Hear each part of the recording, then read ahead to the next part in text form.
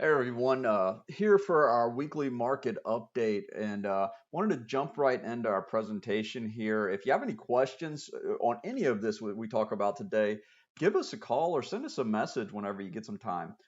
So I'm going to just talk real quickly at the beginning here about something. People worry about the stock market and where it's at compared to the housing market.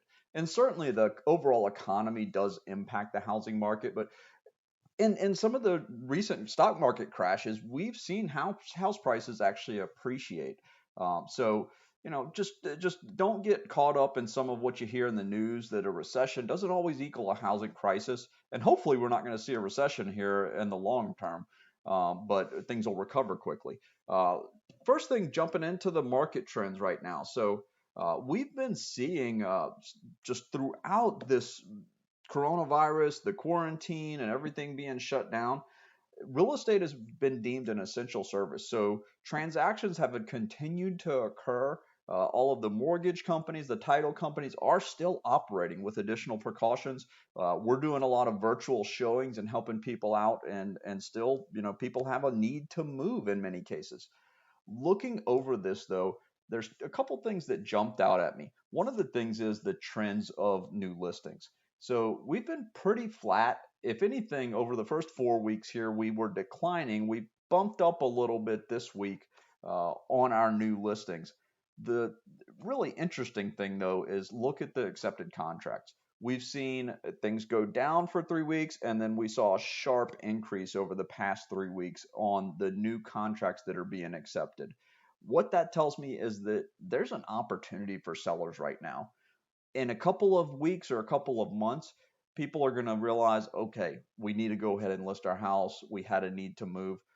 Until then, we're going to see a shortage of inventory that's getting more and more extreme, with people purchasing houses, but those homes not being replaced with new inventory. And that's what we're seeing here with the difference between those numbers.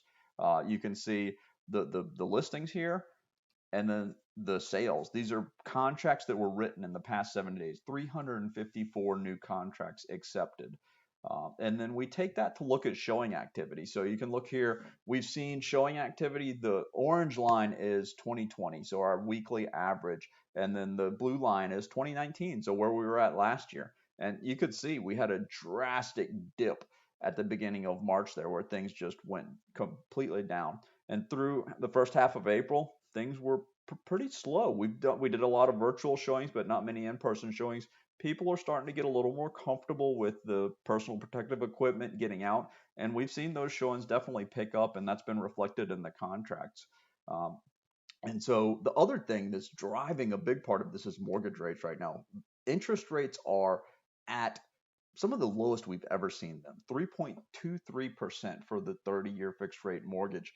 It's actually down from last week, and we've been seeing that really drive a lot of people refinancing if they're not looking to make a move. So that's something for people that aren't looking to move. That's definitely something, if you haven't already done it, now's a great time to refinance.